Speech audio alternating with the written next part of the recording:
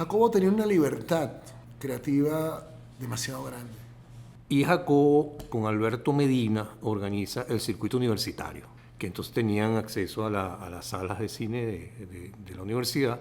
Artista que no tiene obsesión para expresar lo que está buscando es un artista que se queda en la medianía. Quizá mi relación con él fue profundamente solidaria y cómplice en todos los aspectos de la vida. No había problema que él tuviese que no me consultara y yo igual.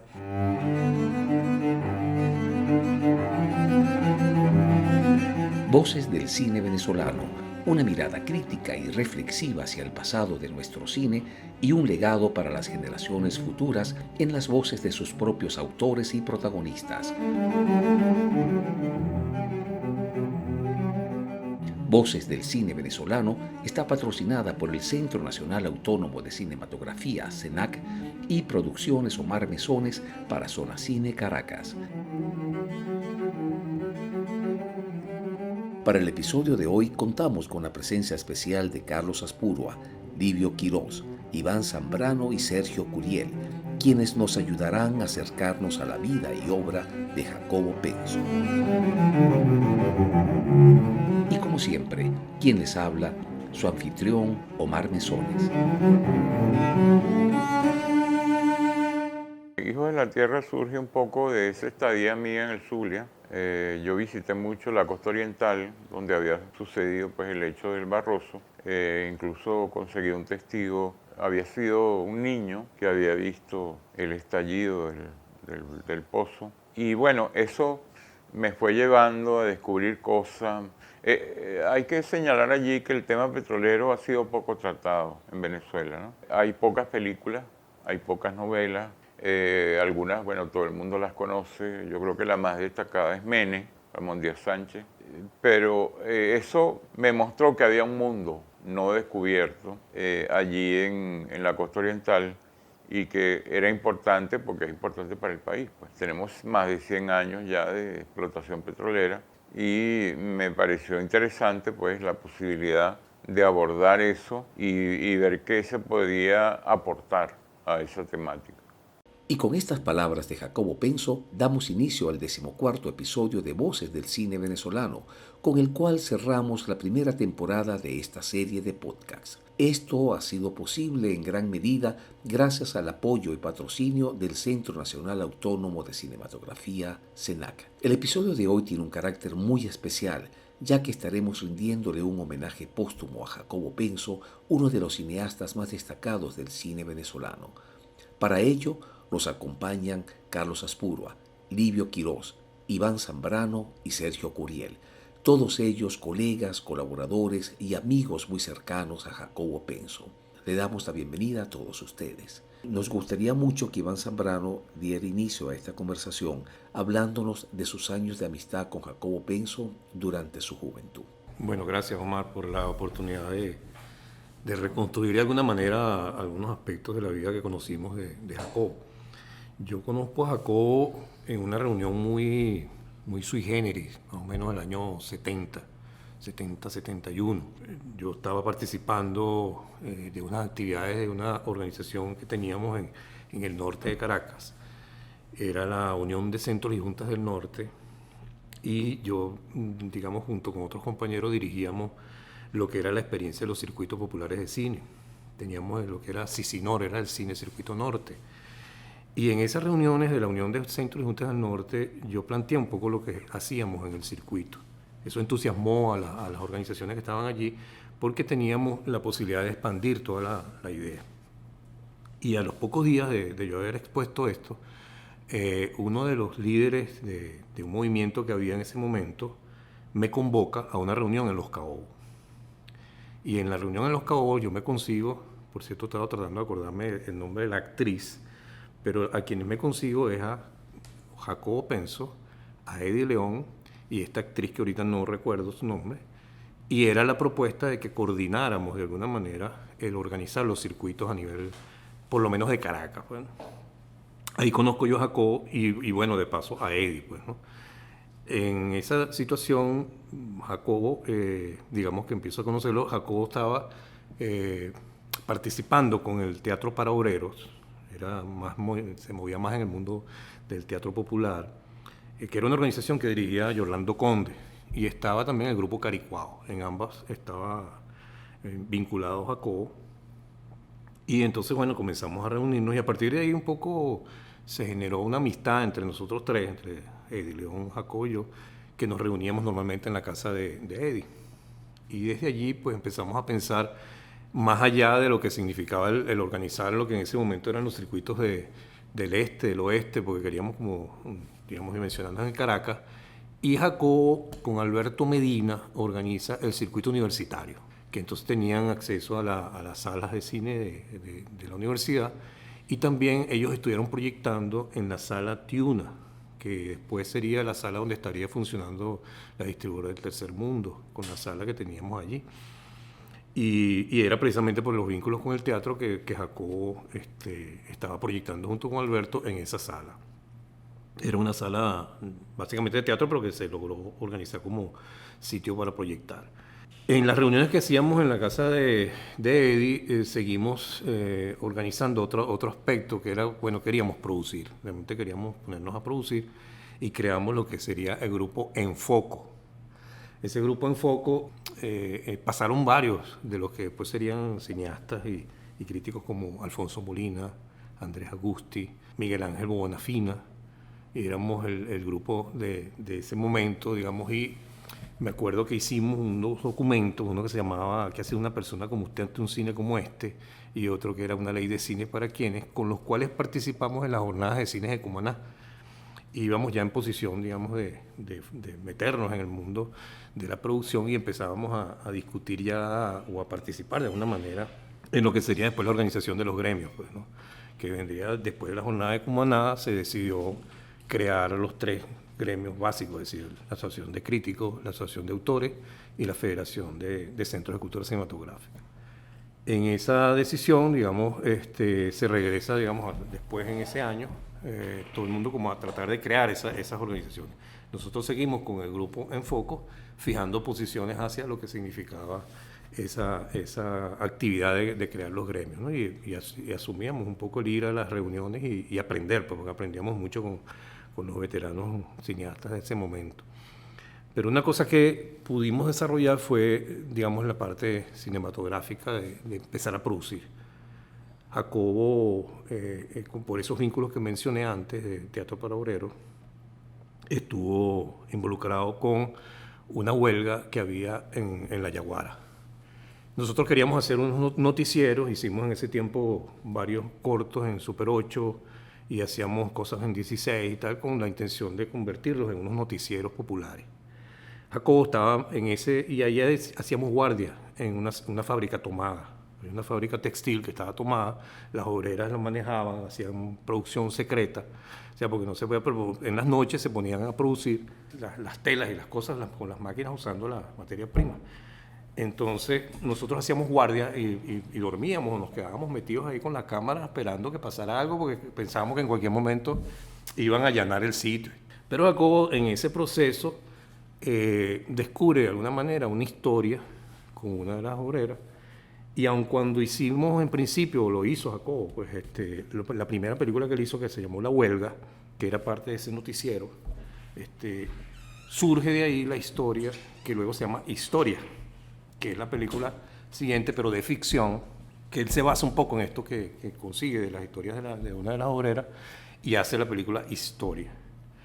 El grupo Enfoco, nosotros al mismo tiempo estábamos haciendo una película que hicimos un cortometraje, Eddie y yo, que fue Cruz Amado Fagundes, y esa película tuvo la posibilidad de ser proyectada y fue una experiencia inicial, digamos, que logramos el apoyo del Consejo Municipal de Sucre, y se pasó en todas las salas de cine. Y entonces hicimos copias de la película para poder pasarlas en todas las salas. Estaba hecha en 35 milímetros. Pero de ahí nos quedó un dinero. Y con ese dinero le dimos una parte a Jacobo para que terminara la película Historia.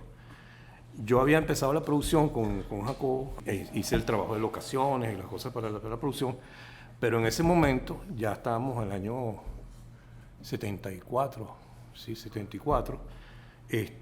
Había un proceso reciente, digamos, de la caída de Allende de Chile, regresaron unos que estaban exiliados allá y tenían, digamos que, cosas pendientes aquí. Y bueno, pasó algunas situaciones allí de algunas de las personas que vino y yo tuve que retirarme porque ya tenía el anuncio de que me iban a detener, pues, ¿no? Entonces, frente a esa situación de que tenía ese riesgo, no quise poner en riesgo la película y me salí del proyecto. En ese momento yo me retiré un poco de todo hasta que pasara la situación que estábamos viviendo, pero sí logramos que Jacobo terminara la película Historia con estos fondos que de alguna manera le dimos. Y después seguimos un poco ya manejándonos como más en ese proceso de la amistad, que hay una historia de Jacobo que le encantaba ir a las fiestas. Nosotros organizábamos muchas fiestas y a Jacobo le encantaba ir, pero él lo que hacía era sentarse en un lado porque no bailaba. No sé si era que no le gustaba o que no sabía bailar, pero lo que sé es que siempre Jacobo estaba observando. O sea, él iba a la fiesta y se sentaba a observarnos, haciendo, bailando, haciendo lo que hiciéramos. Jacobo estaba ahí sentado. Entonces, bueno, hacíamos en la casa de Eddie, nos reuníamos los sábados y oíamos música. Y entonces a veces, bueno, tenía de alguna manera algunos instrumentos allí y también Jacobo intentaba de alguna manera tocar algunos de esos instrumentos con muy mal oído, porque no tenía mucho oído por la cosa, pero pasábamos unos buenos ratos haciendo eso, igual que hacíamos, bueno, pasábamos películas, veíamos películas y pasábamos un proceso ahí de discusiones, etc. De ahí Jacobo ya se vincula más con los otros grupos, con el grupo de Pepeca especialmente, y comienza a planificar lo que sería después el afinque de Marín. Ya en ese momento, digamos, yo sigo con Eddie. Jacobo, digamos, se retira un poco de lo que era el grupo Enfoco y bueno, de ahí, digamos que hasta ahí llega un poco el cuento que yo puedo echar de lo que fue esa etapa con Jacobo.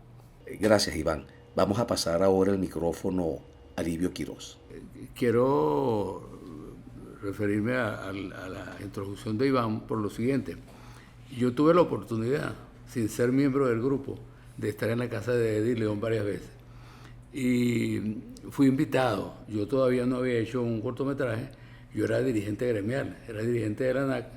Nosotros creamos el ANAC, el Círculo de Cortometrajistas, y ahí nos conocimos. Ahí conocí yo a Jacobo.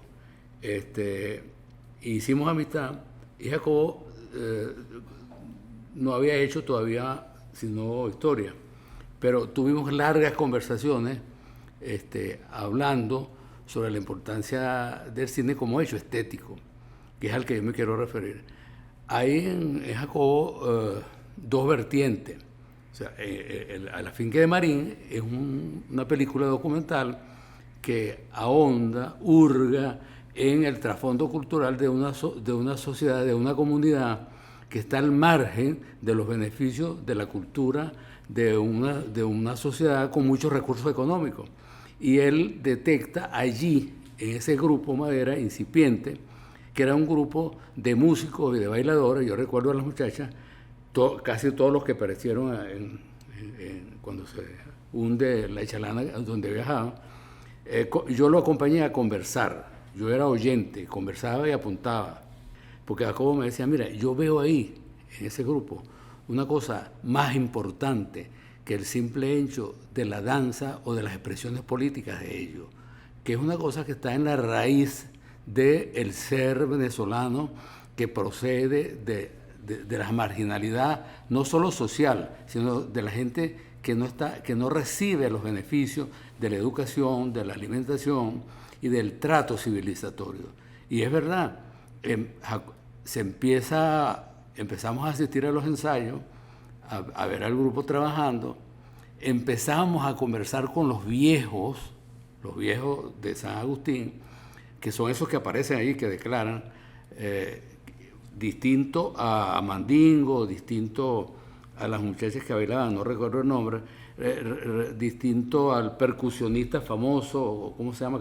Que no recuerdo el nombre ahora, que tenían alguna formación estética musical. Ellos podían hablar. Había unos señores mayores, en ese momento ya por más de 60 años, que sabían de las raíces, ¿no?, musicales del barrio. Incluso podían hablar de la Alameda con mucha propiedad. Y nos contaban, mira, por aquí cuando pasó Celia Cruz, cuando pasó el otro, cuando pasó y tal. Nosotros estábamos allí, oímos y aprendimos mucho, incluso a tocar instrumentos. Jacobo tenía una sinopsis muy breve, una sinopsis documental. O sea, es decir, vale decir, una descripción de intención de lo que él quería hacer. Y ese es un aspecto importante, porque ahí se revela la sensibilidad del artista, la obsesión estética, la obsesión, la angustia por expresar una cosa que trascienda más allá del retrato sociológico, que mucha gente confunde la denuncia de unos que se paran frente a cámara y pegan unos gritos contra el gobierno o contra el vecino o contra el adversario.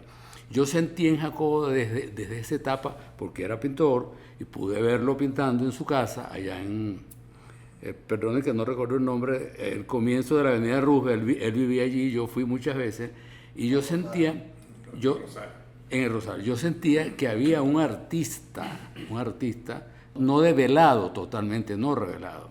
Cuando yo hablaba con Jacobo, íbamos a hablar yo iba a oír, porque yo lo acompañaba, sus conversaciones con los músicos, sentía que en lo que Jacobo le preguntaba y que en lo que Jacobo indagaba había una gran sensibilidad de un creador, de un artista, y que tenía una cosa muy importante que debe tener todo artista, que es la obsesión estética. Artista que no tiene obsesión para expresar lo que está buscando es un artista que se queda en la medianía.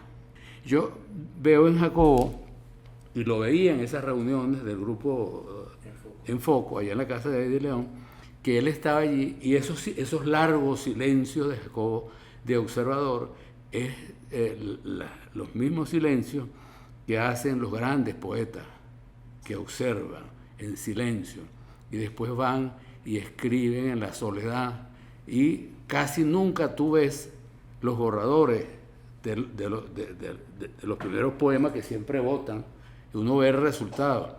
Pero había en Jacobo una gran sensibilidad. Esto lo puedo decir también comparando lo siguiente.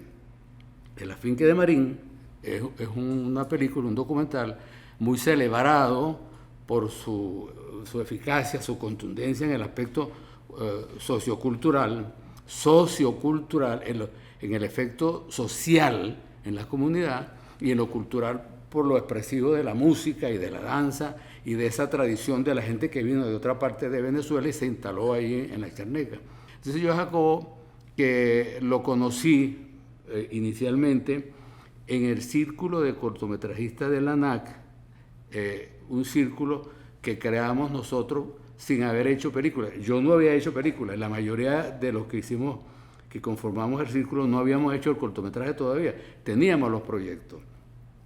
Y hicimos el anteproyecto de programa de subsidio al cortometraje por las alcaldías. Y recuerdo que lo presentamos por primera vez, no las alcaldías, al Consejo Municipal de Caracas. Y en ese año nos dieron subsidios a Jacobo, a mí, a Monteagudo, y no recuerdo el otro. Y Carlos Apuro, yo hablo a Caracas. Ahí fue donde yo conocí más a Jacobo, porque pudimos intimar, porque pudimos ir juntos a discutir con los burócratas políticos, porque había una resistencia muy fuerte en la alcaldía a apoyar ese proyecto. Y nosotros, yo recuerdo que nos afincamos mucho para lograr que los concejales se dieran, porque eso fue a Cámara, se presenta a la Comisión de Cultura y luego el proyecto se lleva a Cámara. Y había resistencia porque decían, bueno, pero ¿cómo le vamos a regalar dinero a estos comunistas? Porque la ANAC era llamada comunista en esa época. Y nosotros nos defendimos el argumento. Yo recuerdo que yo hablé, y habló Jacobo también ese día, nos dieron la palabra ahí en Cámara, fue el que nos trajeron los italianos de los 70, que nos contaron cómo hicieron ellos después de la posguerra. Después de la Segunda Guerra Mundial, Italia queda en la ruina, y el cine, por supuesto, igual. Ellos, Ettore Scola, y un sindicalista y otros cineastas que vinieron, nos dijeron, mira, nosotros planteamos a los partidos políticos, a las organizaciones sociales, que el cine italiano tiene que ser reconstruido con el dinero que sacan las corporaciones norteamericanas del público italiano. ¿Cómo es eso? Bueno, por cada película que se llevan millones de dólares, deben dejar un porcentaje obligatorio para el cine nacional y el Estado está obligado a financiar, a dar ese aporte. Eso, con estas otras palabras, a lo mejor lo dije mejor en esa época, yo tenía como 20 y tantos años, nos oyeron y yo le dije, mire, cada vez que usted o su familia va a la taquilla de Cinec o de Cines Unidos y paga 100 bolívares, todo ese dinero se lo llevan las transnacionales. Queda poco en el país para los dueños de los locales que le pagan el alquiler, pero los cineastas venezolanos no tienen cómo producir el cine venezolano, cómo hacer la industria. Entonces nosotros lo que proponemos es que se cree un programa especial para el cortometraje. Y allí Jacobo, con formación política y compromiso, y ya sabiendo la película que quería hacer, acompañó. Y tuvimos ese primer gran logro. Esta propuesta es la que se traslada después a la ANAC, porque la ANAC estaba incipiente, y se propone al Ministerio de Fomento para crear el famoso 5% del boleto de taquilla para conformar la industria nacional, y se crea Foncine. Ese mismo argumento tuvo éxito, porque el presidente de la República, que en esa época era Luis Herrera, y el ministro de Fomento Manuel Quijada, y que fue acogido en el foro cinematográfico que coordinó Eduardo Morreo, lo acogió. Y eso fue una propuesta que tuvo éxito. De allí proviene. Yo digo esto porque esto tuvo mucho que ver con Jacobo, porque Jacobo no solo participaba como miembro de las asambleas en las decisiones, sino que también él era periodista y él escribía en la revista Momento. Eso contribuyó a crear una atmósfera y el respaldo que la gente le dio a la famosa década de las 10 películas de los 70. ¿Ah? El boom, claro, que cuando uno dice eso, yo a veces lo digo en la sala, mira, cuando se exhibió King Kong o cuando se exhibió Tiburón, hubo películas venezolanas que hicieron más taquilla, que desplazaron, que en un centro comercial donde habían 3 salas, la cola para ver la película venezolana era muchísimo más larga que para ver King Kong o ver Tiburón. Ese fue un momento maravilloso del cine venezolano y en ello tuvo que ver ese espíritu, esa visión que Jacobo tenía, no la tenía por supuesto él solo, pero quiero decir que Jacobo se inscribió dentro de esa obsesión, yo digo la obsesión estética expresiva, que es lo que alimenta lo otro. Si tú no tienes obsesión por expresarte, lo demás, la gestión gremial, la gestión política, la gestión administrativa, la gestión de dirigir un aparato organizativo, no tiene fuerza, perece. Solo si tú crees que tienes que expresarte y que tienes cosas que decir y que estás convencido de que esas cosas que vas a decir tienen trascendencia, puedes contribuir. Yo creo que Jacobo era ese individuo. Vamos a darle la palabra a Carlos Aspurua. Celebro la intervención de Livio porque, bueno, le da un contexto, digamos, de todo lo que fue la militancia de él en términos de amar el cine y de estar preocupado y tener una militancia constante. Quizá mi relación con él fue profundamente solidaria y cómplice en todos los aspectos de la vida.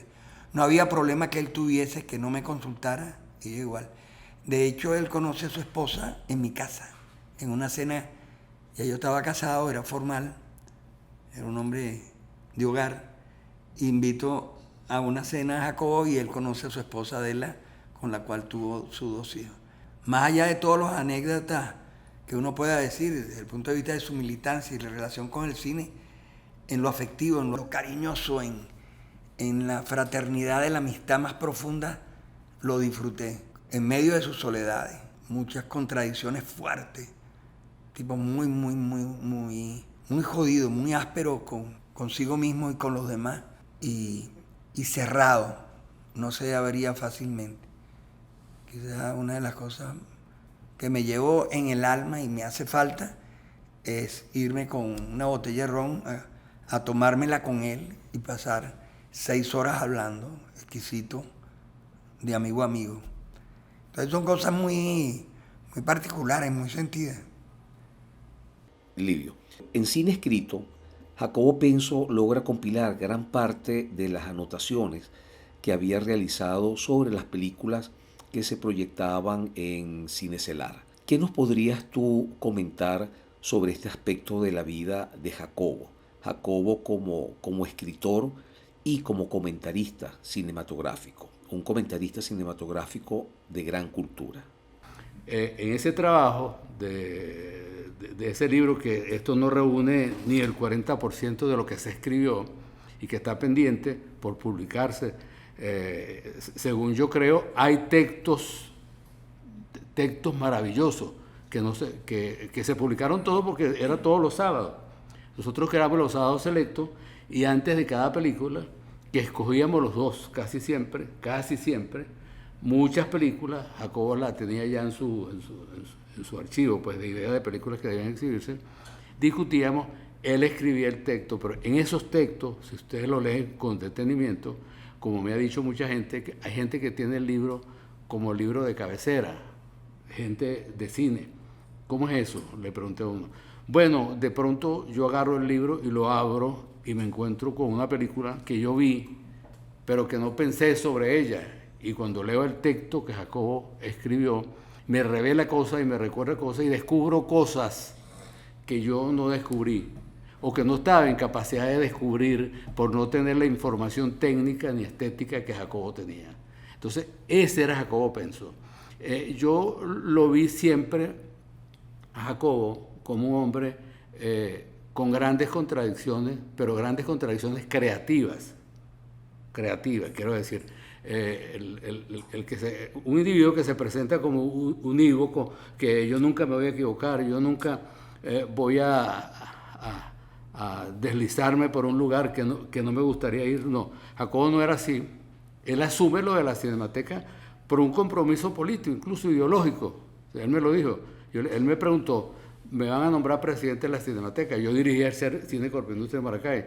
Me dice, ¿qué te parece? Y le dije, me parece maravilloso, porque entre otras cosas había unos programas de la Cinemateca que nosotros podíamos replicar allá y lo replicamos con mucho éxito.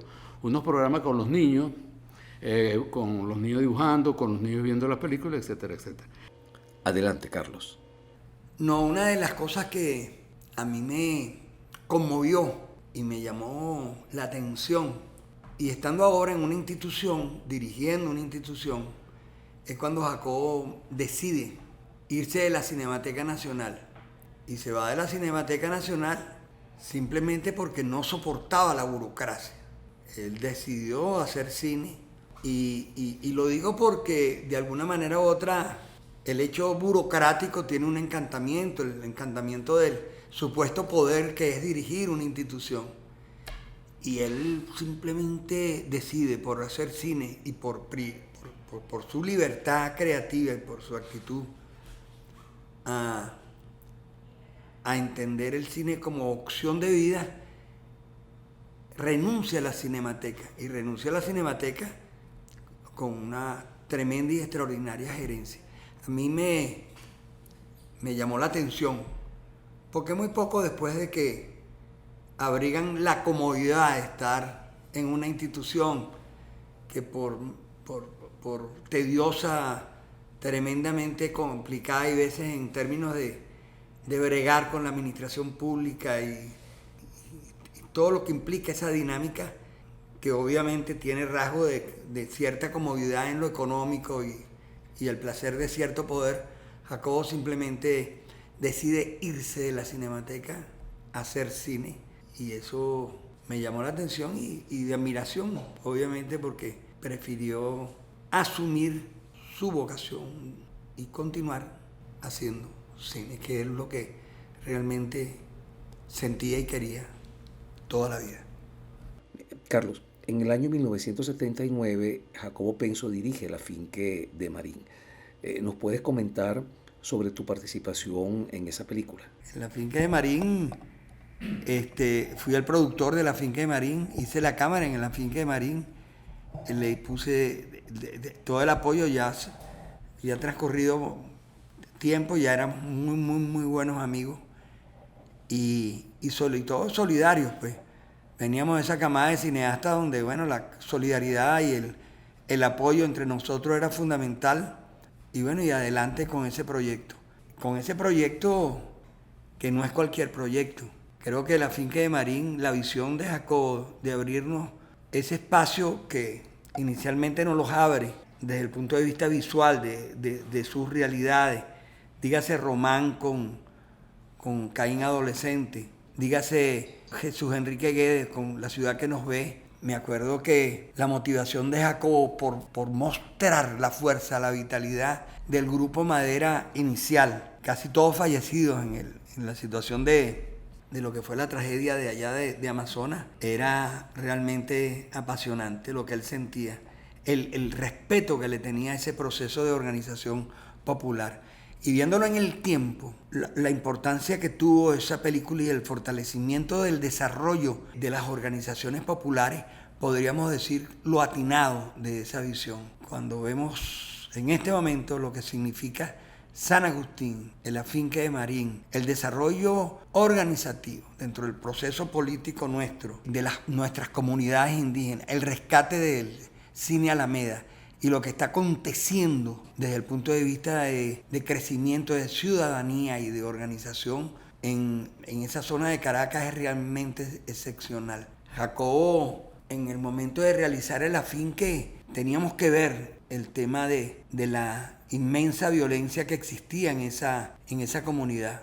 San Agustín del Sur, el Marín, fuerte, era tremendamente decadente las condiciones de vida que vivía ese sector popular. Muy a diferencia de ahora, que los invito a que vean. Y con todo y eso supo develar aquella fuerza de la cultura que nos la demuestra en la finca de Marín, en el documental de la finca de Marín, donde de una manera extraordinaria devela las potencialidades de una comunidad popular que en este momento está haciendo realmente referencia de organización y de fuerza, cultural, valga la redundancia. Jacobo en la finca de Marín es un cineasta venerado, le hicieron un extraordinario reconocimiento, lo tienen como una persona absolutamente determinante en el reconocimiento de la cultura popular y la organización del barrio. Con esto yo rescato de toda esa experiencia inicial de Jacobo siempre su visión militante de hacer un cine comprometido profundamente con la realidad del país, con una visión ideológica obviamente progresista, de izquierda, y más allá de que pueda haber alguna otra opinión, creo que la mantuvo.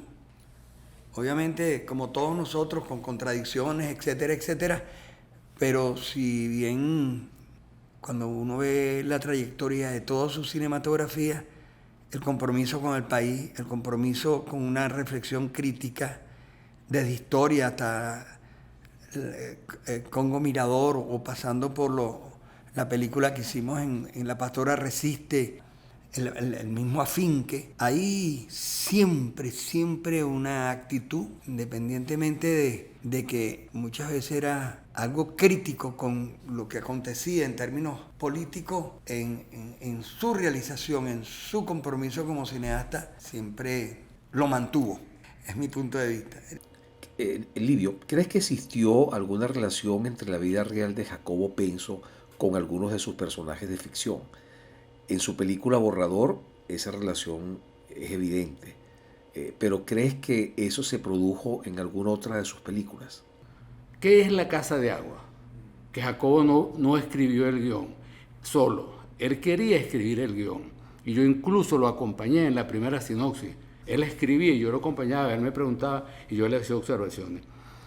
Jacobo sabe el poeta Cruz Salmerón Acosta, que es un hombre muriendo en una bañera que le hicieron especialmente para que sobreviviera los últimos días o meses de su vida, era un hombre que tenía una obsesión con el color, con el mar, pero también con la vida. Él quería seguir viviendo.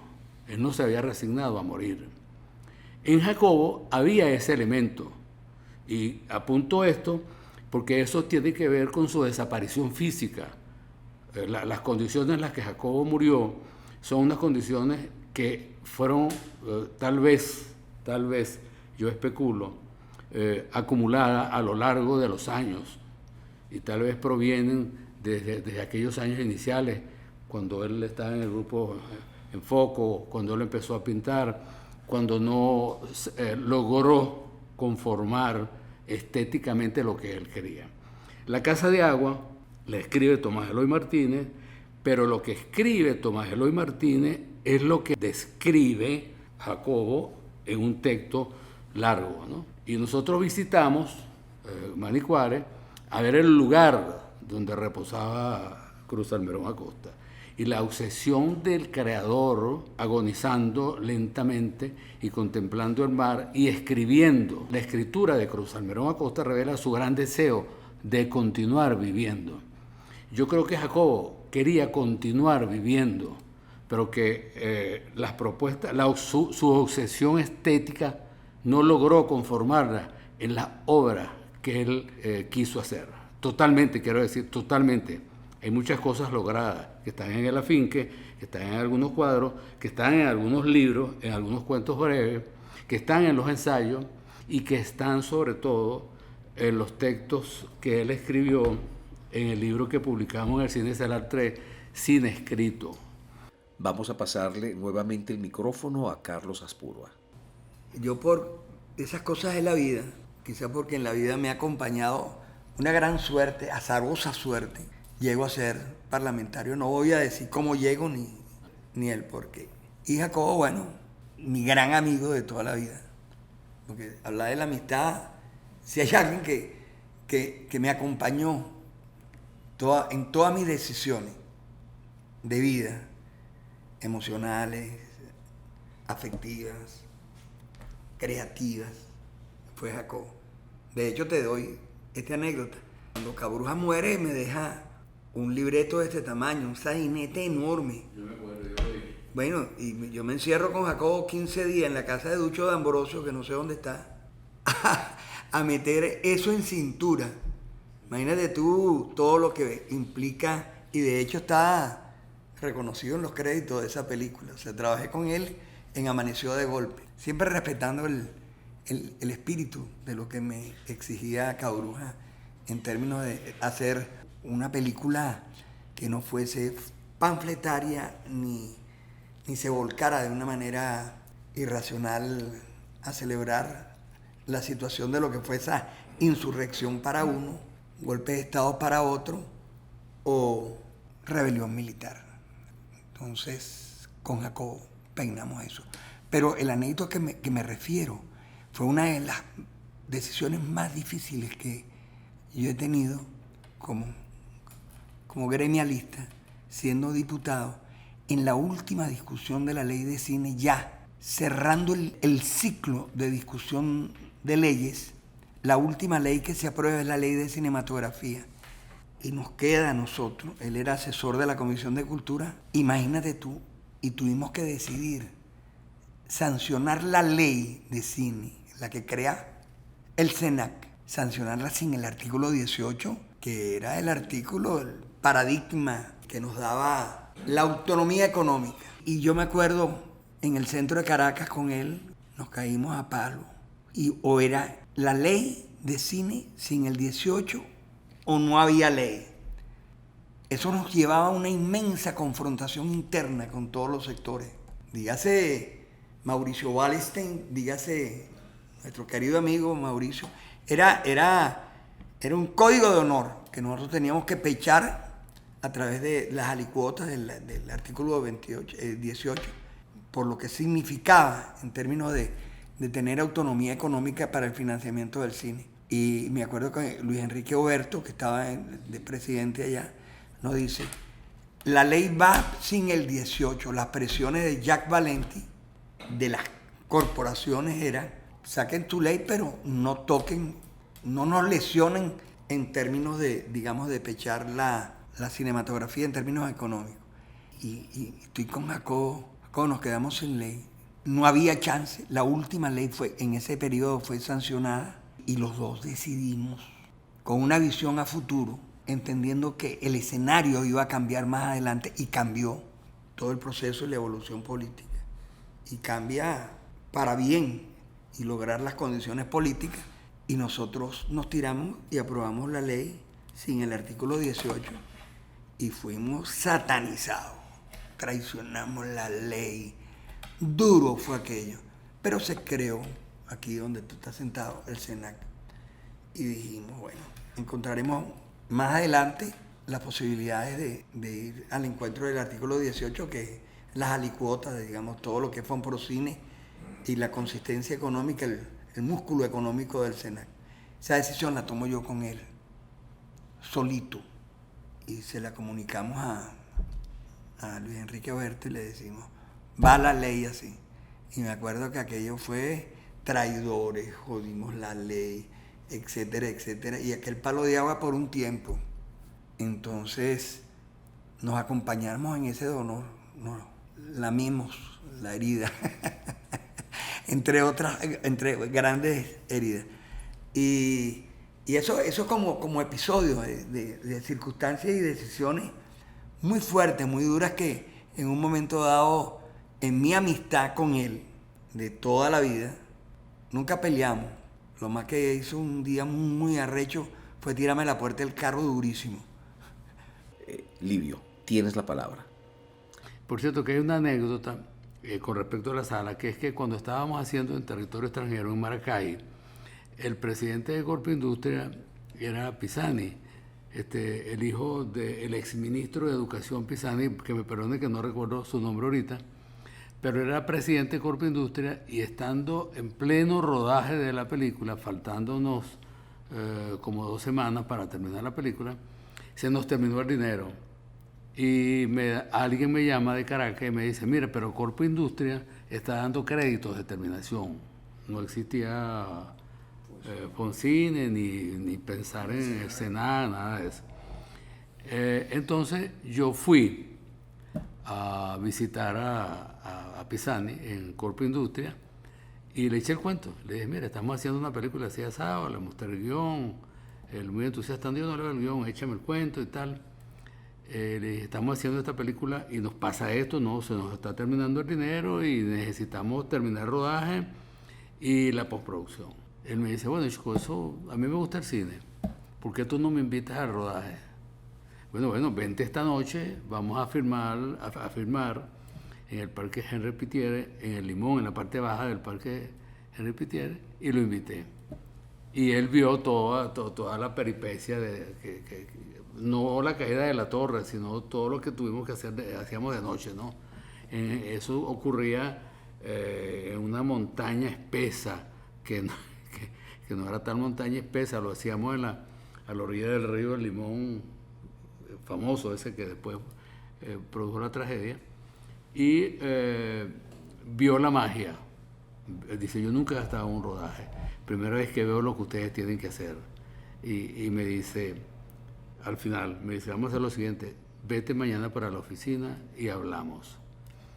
Yo fui a la oficina, le llevé el presupuesto, esa noche hice el presupuesto de todo lo que faltaba y me presenté en la mañana, y cuando eran como, en esa época, imagínate, eran como 300,000 bolívares, una cosa así, para terminar la película. Me dice, muy bien, chico, yo los voy a apoyar para que termine la película. Dado el carácter introvertido y solitario de Jacobo, que se daba también con esas artes solitarias como es la pintura, la escritura, el dibujo, y el cine siendo un trabajo eminentemente en equipo. Yo creo que para Jacobo el rodaje de alguna manera era un mal necesario, que unía 2 etapas que manejaba muy bien en solitario, que era la estructuración, la escritura del guión, y luego la etapa de montaje, de edición de la película, que es donde finalmente se escribe de manera definitiva la película. Sergio Curiel acompañó a Jacobo en este proceso de postproducción en muchas de sus películas, Y entiendo que una de las primeras, por favor corrígeme si me equivoco, Sergio, fue en territorio extranjero. Me gustaría que nos hablaras un poco de cómo es tu percepción de Jacobo en esa etapa, tanto como profesional, como creador y como persona. Ante todo, yo quiero expresar el inmenso placer de estar aquí con los 7 samuráis, con Carlos Apurua, con Livio, con Iván Zambrano. Yo aquí soy realmente soy el primer espectador de este podcast, porque si algo, al margen de tu pregunta, un pequeño inciso, es que yo he descubierto a Jacobo, aparte de lo que vamos a hablar ahora, pues del montaje y de toda la relación creativa, en todo este periodo de su desaparición y con toda esta cuestión de la película de territorio extranjero y todo este viaje, ¿no?, que hemos tenido que reflexionar sobre él, yo he conocido un Jacobo maravilloso que, escuchando a Livio, por ejemplo, son las raíces, ¿no? Escuchando a Iván, a Carlos, son cosas que uno... Por eso digo que soy el primer espectador, porque yo no viví ese momento, ¿no? Ese momento además generacional tan bello que los une a todos ustedes. Yo vengo en una parte posterior, pero no puedo dejar de arrancar sin una imagen. La imagen, si uno quisiera poner en una imagen a Jacobo, una sola imagen, es un niño Buda que se ha leído la Biblioteca de Alejandría en el medio, ¿no? Tú te imaginas al niño Buda y la Biblioteca de Alejandría así, inmensa. Y él se la leyó completa. Es decir, Jacobo era una persona, un ser que se lo leyó todo, que se preparó todo, que era imposible engañarlo. En territorio extranjero está la escena, la famosa anécdota de cuando él están filmando una torre, la torre de petróleo que iba a caer porque falló el proyecto. Es decir, él necesitaba ver eso en grande y construyeron una torre de verdad en Maracay. Y entonces esa torre estaba con un helicóptero sostenida y había unos camarógrafos que estaban en el piso poniendo las cámaras y estaba Johnny, uno de ellos, estaba terminando de poner el chasis de la cámara de cine, porque eso fue filmado en cine.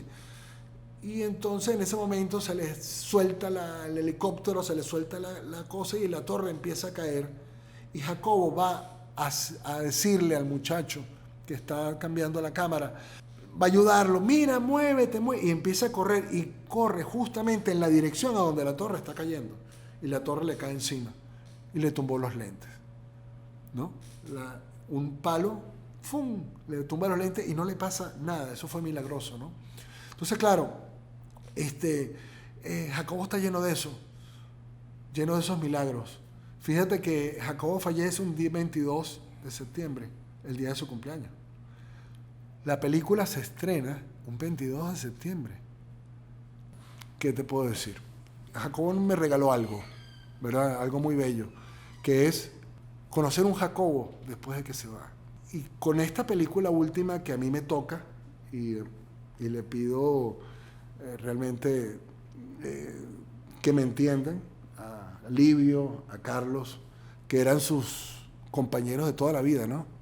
A mí me toca el destino y me pone la película en las manos. Y no solamente me pone la película en las manos, sino me pone la película en las manos y que proteja lo que él hizo. Porque él dejó el montaje, él dejó la película. No fue que yo la reedité o cuando él se fue, ¿no?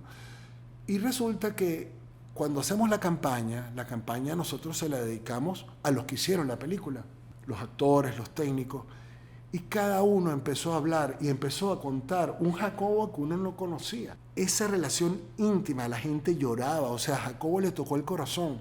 A 60 personas en el set se los tocó, se los transformó. Todos los actores decían, ese señor sabía lo que quería. Cuando me decía esto y aquello, hizo cosas fuertísimas a nivel... Por ejemplo, Jacobo en esta última película, él toca temas específicos y por eso él decía que era su más grande película. Él toca la feminidad. ¿Cuántas películas venezolanas tocan la feminidad expresamente? Porque él sentía que la feminidad no estaba tocada directamente. Entonces él toca en esta película que trata sobre el petróleo, bueno, sobre nuestra historia país, ¿no? El día que dejamos de ser país agrario a ser país petrolero, él toca la feminidad, toca el femicidio, toca lo femenino usado como poder dentro de lo económico, toca el primer amor, toca la primera pérdida de la virginidad. Es decir, él le habla a la mujer en esta película. Expresamente. No fue que la historia, no, él lo hace expresamente. Así mismo, también él habla que eso es una cosa que no pudo salir en la película finalmente, pero este tema de la clase obrera no se pudo expresar en la película por otras razones de producción, porque las escenas no se pudieron terminar realmente. Pero él tocó, o sea, esta película trata todo el Jacobo, de toda su historia. Él hace aquí un compendio en esta película. Sergio, en relación con lo que acabas de decir, vamos a escuchar unas palabras de Jacobo refiriéndose a su última película, Hijos de la Tierra. Fíjate, yo hago en territorio extranjero, después hago Cabima, ¿verdad? Y esta película le da una cierta continuidad a Cabima, porque Cabima era semidocumental, ¿no? Pero esta ya es histórica. Y en alguna medida, pues, aborda ese momento, ese punto donde se produce una gran llamada, prácticamente planetaria, hacia Venezuela. O sea, el punto que, oye, ¿cómo pasó esto? Son 10 días del estallido de un pozo que suelta 100.000 barriles diarios sin intervención humana. Entonces, eso produce un enorme atractivo, pues, al negocio petrolero y al mundo, ¿no? Tocar ese punto era lo que me interesaba en esta película. Vamos a pasar el micrófono a Iván Zambrano. Así un poco como lo han dicho otros, de repente uno va como construyendo un Jacobo interesante de la experiencia hoy, que vamos conociendo aspectos que cada uno va armando. Entonces, así como la historia esa del elefante, ¿no? Tú tomas, depende de los ciegos cómo describen un elefante, ¿no? Entonces depende de por qué lado lo está agarrando, van describiendo cómo es el elefante. Y creo que aquí hemos ido describiendo a Jacobo por distintas vías. Pero hay algo que me parece que hay una consistencia entre el Jacobo que yo conocí y al que hice referencia, que es un poco ese carácter militante de Jacobo. Y fíjate que una militancia que tiene repercusiones en la obra y la continuidad de los temas que aborda, ¿no? ¿Usted sabe cómo se llamaba el partido del cual militaba Jacobo y por dónde vino Jacobo? De que en ese momento que nos conocimos se llamaba Movimiento por la Defensa de los Intereses Nacionales. Era el MPDIN.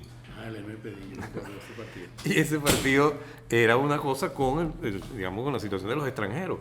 Y fíjate lo que estaba contando Sergio, pues, ¿no? De toda la relación en los temas sobre el tema extranjero, el tema de la presencia de los extranjeros en Venezuela y la influencia que tuvieron en ese proceso cultural del petróleo, ¿no? Entonces, además de eso, hay otra parte también que yo siento de Jacobo, que en su militancia era estimulante de la organización. Livio recordaba un poco lo del círculo de cortometrajistas, y en buena medida esa idea, y teníamos, ahora que Livio lo recuerda, realmente se me había pasado que la actividad de Livio con nosotros en el grupo, en Enfoco, y es que Enfoco se convirtió un poco como un sitio donde definíamos estrategias políticas. Y entonces allí nosotros definimos lo de la creación del círculo de cortometrajistas. O sea, y era una forma de nosotros entrar en esa NAC, que era tan fuerte la presencia de estos directores, ¿no? Que estaban Mauricio, toda esta gente que era un poder realmente allá adentro, que hacíamos nosotros, que éramos unos chamos, éramos unos jóvenes ahí, cómo entrábamos nosotros en ese mundo a dar un cierto peso de nuestras opiniones, pues, ¿no? Que no reconocieran. Que nos reconocieran y todo, y bueno, y eso lo diseñamos ahí con Jacobo. Y otra cosa que yo considero en ese carácter de militancia y de organización y de estímulo de organizaciones para fuerza realmente, es que yo me acuerdo que cuando cuando se crea la decisión de crear la FEDEC, de crear la Federación de Centros de Cultura Cinematográfica, ya los circuitos habían desaparecido. Otra cosa importante, una de las cosas que pone Jacobo en su currículum normalmente es que él se forma en los circuitos populares.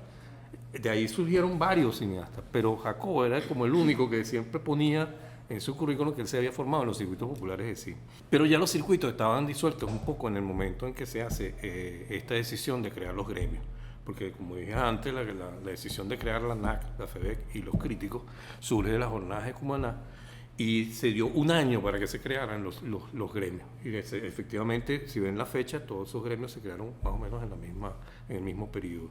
Y Jacobo, yo le digo, oye, ya cuando estamos en el proceso, que Ambreta me llama para que organicemos la FEDEC, yo empiezo a hablar con la gente que era militante, por eso un poco el sesgo que desarrolló después la FEDEC. Hablo con Telman, que en ese momento era la causa R, hablo con Jacobo, que era el MPDIN, entonces bueno, mándenme gente para organizar esto, ¿no? Entonces viene la gente del Grupo Caricuado por parte de Jacobo, donde surgen Nelson Jiménez, Omar Oropesa, Dani Sosa, venían de esos que había propuesto Jacobo para que organizáramos la FEDEC, pues, ¿no? Y era un grupo bien interesante el que se fue conformando y ahí es donde yo digo que era como consistente. ¿Plaza de dónde venía? Juan Plaza era de los circuitos, él venía del circuito del oeste, era el grupo que después giró alrededor de la historia del tercer mundo. Y fue clave. Claro que fue, estaba, de ahí venía Juan Plaza, venía Ángel Cacique. Ángel Cacique vino por la causa, por Telman, ¿no? Pero después la distribuidora se convirtió en un núcleo importante porque de alguna manera la distribuidora quedó con el material de la ULA. O sea, cuando la ULA se va a Mérida, deja de alguna manera organizado el funcionamiento de las películas, que no eran solamente la producción de la ULA, sino buena parte de lo que había quedado del encuentro de cineastas latinoamericanos, con lo cual se conforma todo el catálogo de la historia del tercer mundo. Y entonces era como un centro importante porque además tenía las salas que antes dije, Alberto y Jacobo habían estado manejando esa sala y después la toma la distribuidora del tercer mundo, que era la sala del Triángulo, donde se pasaron películas con mucho éxito en ese momento, películas que daban a conocer cosas que no se podían ver en otro sitio que no fuese allí. Y realmente Jacobo, repito un poco, tenía ese carácter, digamos, también de crear organización, pues, de incidir en la organización. Por eso uno ve la constancia en eso de fortalecer la NAC, de crear el círculo de cortometrajistas, de fortalecer en este caso la creación de la FEDEC, o sea, había ese carácter. Y lo otro es lo que decía el caso de los extranjeros, que viene un poco esa militancia, de alguna manera con ese origen político que pudo tener Jacobo en materia con su militancia en el MPDIN. Bueno, agradecido con todos ustedes por su tiempo. Creo que hemos de alguna manera logrado visualizar a un Jacobo Penso, que cada quien lleva dentro de cada uno de nosotros y de ustedes. Yo quisiera, si me lo permiten, cerrar este episodio con unas palabras de Jacobo Penso que aparecen en la introducción de su libro El cine escrito. Y dice así: las obras están allí, las preguntas a las que aluden son las de siempre. ¿Cuál es nuestro destino? ¿Por qué y para qué estamos acá? ¿Qué nos trae el inquietante futuro? Son los eternos interrogantes humanos. Las respuestas a esas preguntas corresponden a cada uno desde la compartida soledad de su butaca en la sala en penumbra. Cada espectador sabrá responder con su particular sensibilidad. Jacobo Penso, abril de 2015. Muchas gracias.